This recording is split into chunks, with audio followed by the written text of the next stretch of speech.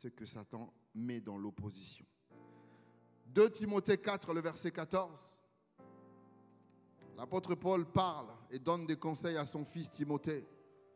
Il lui dit, Alexandre le forgeron m'a fait beaucoup de mal. Le Seigneur lui rendra selon ses œuvres. Garde-toi aussi de lui, car il s'est fortement opposé à nos paroles. Ce n'était que des paroles. Mais à chaque fois que Alexandre s'opposait par ses paroles à l'apôtre Paul, il lui faisait mal. L'apôtre Paul, lui, l'a supporté. Mais autour de son fils, il a dit, peut-être que toi, tu ne vas pas le supporter. Lui, tu l'écartes. Et c'est comme ça que vous avez des chrétiens qui se laissent séduire par Satan et deviennent des opposants dans la maison de Dieu et tournent en rond parce que Dieu fait en sorte qu'ils soient écartés. La définition du mot percer. Percer, c'est une ouverture, c'est un passage qui mène dans d'autres perspectives. Une ouverture, un passage. Lorsque Israël est arrivé devant la mer, il fallait qu'il y ait une percée. Il devait percer la mer pour passer. Et Dieu l'a fait, il nous l'a montré. Dieu a percé la mer. Quand vous prenez une perceuse, ça fait des trous. Dieu a fait un trou dans la mer pour que Israël puisse passer. Et c'est ce que Dieu fait pour ses enfants. Parce que le monde entier est sous la puissance du malin. Et lorsque ses enfants doivent passer, Dieu fait ce qu'on appelle des percées. Il force le passage. C'est ça une percée. On fait un trou. On fait une ouverture. On ouvre une fenêtre pour qu'une personne puisse passer, pour qu'un peuple puisse passer. Et nous sommes en train de parler de changer de dimension, donc de percer. Et Satan ne peut pas te laisser percer. Puisque plus tu perces, plus tu lui fais mal. Plus tu changes de dimension, plus tu lui fais mal. Donc chaque percée est combattue. Chaque percée est combattue. Il y a toujours une opposition au moment où tu voudras faire une percée.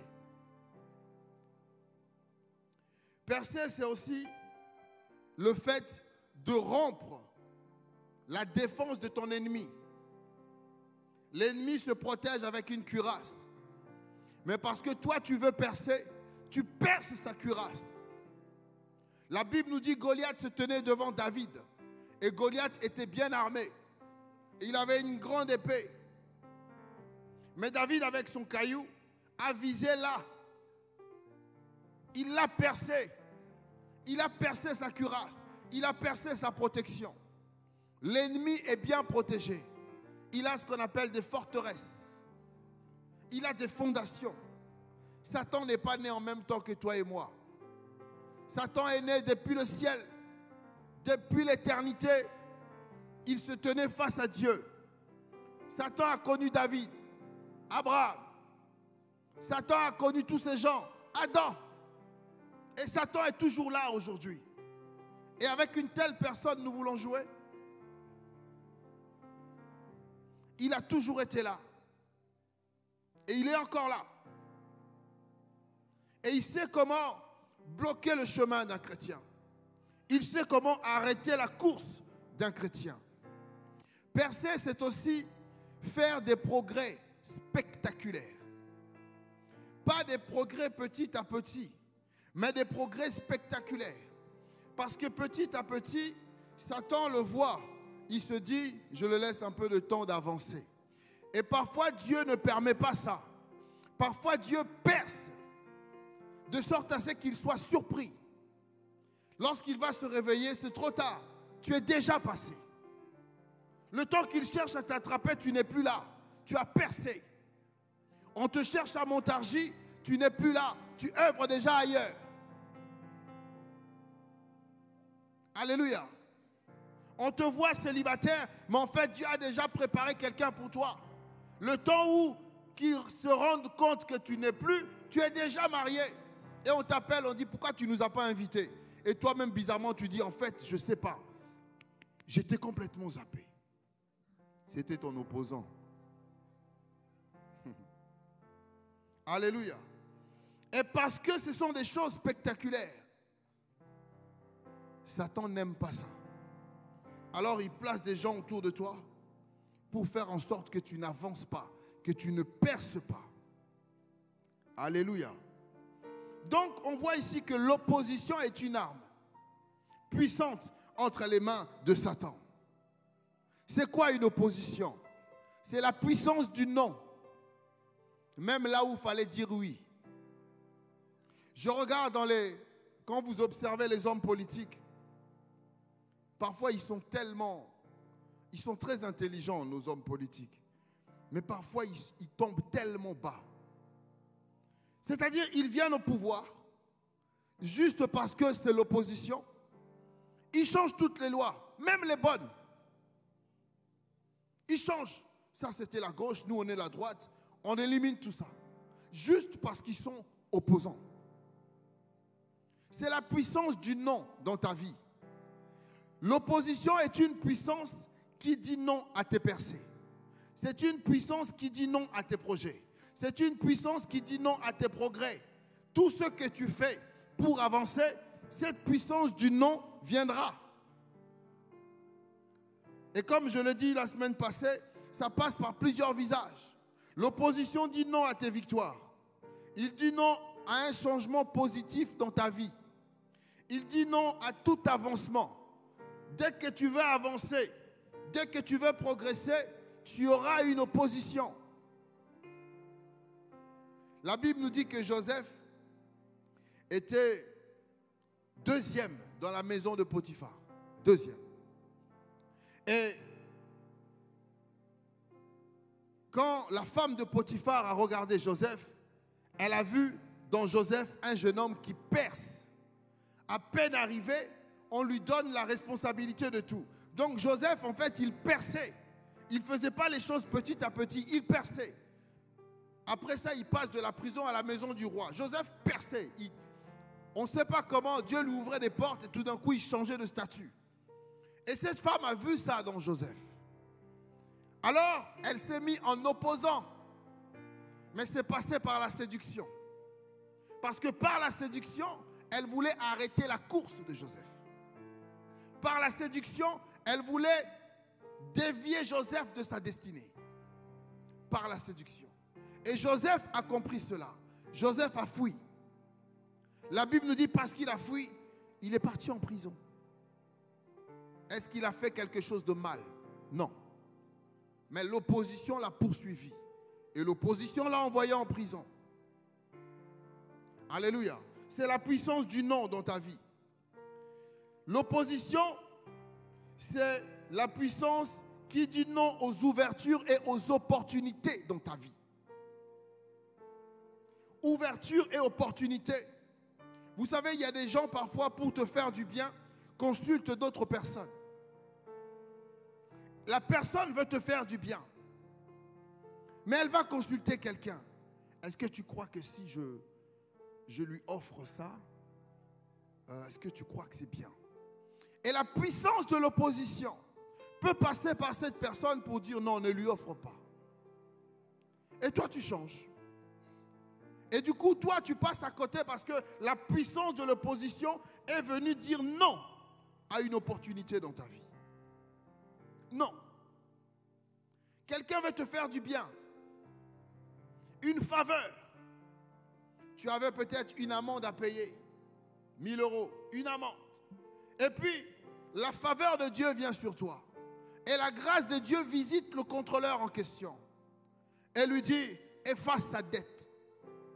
Et la puissance de l'opposition peut passer par son chef hiérarchique. C'est pour ça qu'il faut prier. Tout ça, ça se passe dans un bureau que toi, tu ne vois pas. La puissance de l'opposition passe par son chef hiérarchique. Et le chef regarde le dossier. À qui tu veux faire faveur? À lui? Non, pas lui. Pourquoi, chef? Oh, je ne sais pas, son nom ne me plaît pas. Juste ton nom. Mais toi, tu ne sais pas. On est en train de débattre sur toi. Et une puissance de non est en train de travailler contre toi. L'opposition, c'est la puissance qui dit non dans ta vie. Dès que tu veux avancer, elle se pointe au-devant de toi et elle dit non. Non. L'opposition, c'est la puissance qui dit non à l'intervention de Dieu dans ta vie. La Bible dit que Satan passait là où les fils de Dieu aussi passaient. Et Dieu dit, voilà mon fils bien-aimé, en parlant de Job. Satan dit, oh arrête. Satan commence à dire non à Dieu. Non, il ne t'aime pas. Non, il ne t'aime pas, c'est parce que tu lui fais du bien. La puissance commence à se manifester. Non, il ne t'aime pas. Non, ne lui fais pas du bien. Non, la puissance du non. On a parlé de Daniel. La Bible dit, Daniel est entré en prière.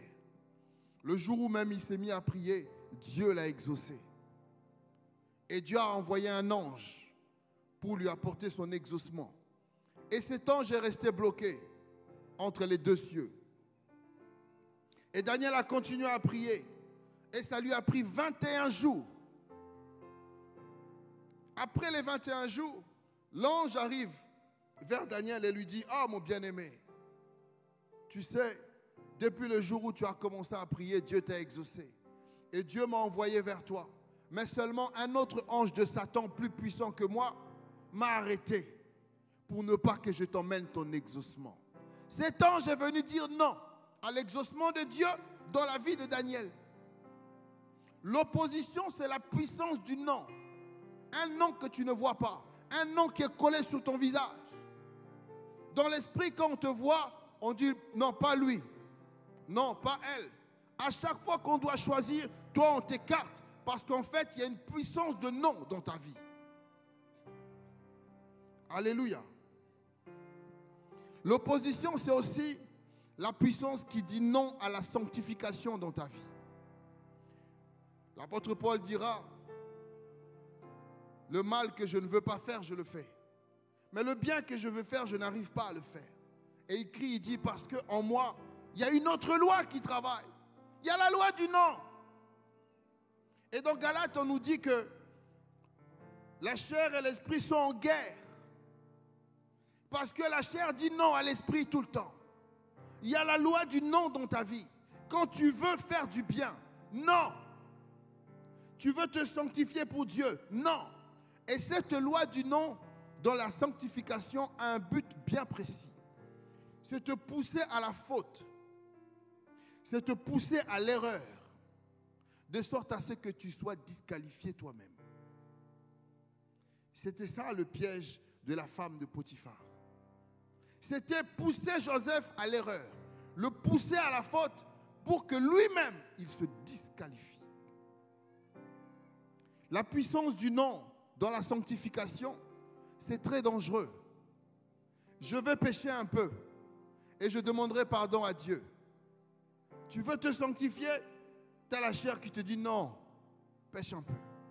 Vis ta vie, tu es jeune. Alors, vis ta vie, il n'y a pas de problème. Tu es en train de te disqualifier dans les plans de Dieu pour toi. Tu es en train toi-même de te mettre sur les côtés. Alléluia. Alors, ce qu'il faut éviter quand l'opposition nous attaque. Parce que l'opposition ne s'arrête pas seulement à s'opposer à toi, mais l'opposition t'attaque au travers de ces oppositions. Alors, ce qu'il faut éviter de faire, la première chose, c'est de se laisser envahir par la peur. Lorsque l'opposition te dit non, ou lorsque l'opposition sort ses armes, ne laisse pas la peur t'envahir. Ézéchiel 2, le verset 6 nous dit ceci. Et toi, fils de l'homme, ne les crains pas et ne crains pas leur discours. Quoique tu aies auprès de toi des ronces et des épines et que tu habites avec des scorpions, ne crains pas leur discours et ne t'effraie pas de leur visage, quoiqu'ils soient une famille de rebelles. Dieu, avec cette parole, on a l'impression qu'il n'est pas en train de le rassurer. Il dit, tu habites avec des ronces et des épines. Tu habites avec des scorpions et des serpents. Mais ne les crains pas. Il dit ne les crains pas, n'aie pas peur. Parce que si seulement tu as peur, alors les scorpions, les serpents vont te mordre. Alors tu vas marcher sur les épines et les ronces. Alors ta course va s'arrêter. Ne les crains pas. Il ne faut surtout pas se laisser envahir par la peur quand l'ennemi attaque. Parce que la peur paralyse. La peur va te paralyser. Alléluia. Ça, c'est la première chose. Deuxième chose, il ne faut surtout pas agir dans la précipitation. Quand l'ennemi attaque, ne fais pas du tic-au-tac ou du tac-au-tic. Parce que l'ennemi n'attend que ça. Il n'attend que ça. Vous savez, dans le monde de l'esprit, c'est une histoire de parole. Lorsque l'ennemi vient vers toi avec une parole, il s'attend à ce que tu lui donnes une parole. Il faut que tu donnes la bonne parole. Dans la précipitation, tu peux dire tout et n'importe quoi. Et tu peux ouvrir une porte qu'il ne fallait pas. L'ennemi peut t'insulter, on va le voir dans la suite. Il t'insulte, mais il ne t'insulte pas par plaisir. Il veut que de toi sortent aussi des insultes. Il te maudit. Il veut que tu te maudisses aussi toi-même. Donc il ne faut pas agir dans la précipitation. Tous ceux qui ont été attaqués dans la Bible, tous, qu'on part de l'Ancien Testament jusqu'au Nouveau, les différents rois, Josaphat, Ézéchias, eux tous, David, dès qu'ils étaient attaqués, ils allaient d'abord voir Dieu. La Bible dit, ils consultèrent l'Éternel. Ils crièrent à l'Éternel. On va d'abord voir Dieu. D'abord Dieu. Pas dans la précipitation de poser des actes, de parler. D'abord Dieu. Tu pries d'abord. Seigneur, comme a fait Pierre. Pierre a dit, vois leurs menaces. Pierre est sorti et on les a menacés, on les a fouettés. Il est rentré avec les autres. Il a dit, Seigneur, vois leurs menaces. Ce n'est pas que Dieu ne voit pas, mais Dieu a besoin d'être consulté. J'ai discuté avec quelqu'un, je lui disais aujourd'hui, on ne consulte plus Dieu. Aujourd'hui, ce n'est plus Dieu qui est consulté. C'est Facebook. C'est WhatsApp. C'est Twitter. C'est YouTube. C'est l'autre s'appelle comment? Instagram. Et tout ça là. Lorsqu'on a besoin d'informations sur quelqu'un, on va sur Facebook. Alors que peut-être même on peut directement appeler la personne et avoir les informations. Mais on va sur Facebook. On va sur Instagram pour avoir des informations sur quelqu'un. Qui vous dit qu'Instagram dit vrai? Parfois, vous posez la question à la mauvaise personne, à une personne qui est animée de l'esprit du non. Et vous aurez toujours non. Consultez l'Éternel. Priez. Avant, il n'y avait pas Facebook, les gens priaient. Priez. On appelait ça chercher à connaître l'état d'âme de quelqu'un. Aujourd'hui, on cherche à connaître l'état d'âme d'une personne sur YouTube. Qu'est-ce que YouTube dit? Ah, c'est un sorcier. Mais c'est YouTube. Ce n'est pas Dieu. Qu'est-ce qu'Instagram dit? Ah, il aime l'argent. Oh, Instagram. C'est Instagram. Peut-être que la personne est vraiment bénie de Dieu. Son argent lui vient de Dieu parce que l'or et l'argent, ça appartient à Dieu. Mais parce que les chrétiens ne prient plus. Les chrétiens prient le Dieu Instagram, le Dieu YouTube. Ce sont des dieux, hein? YouTube, puisqu'on les consulte. C'est des dieux.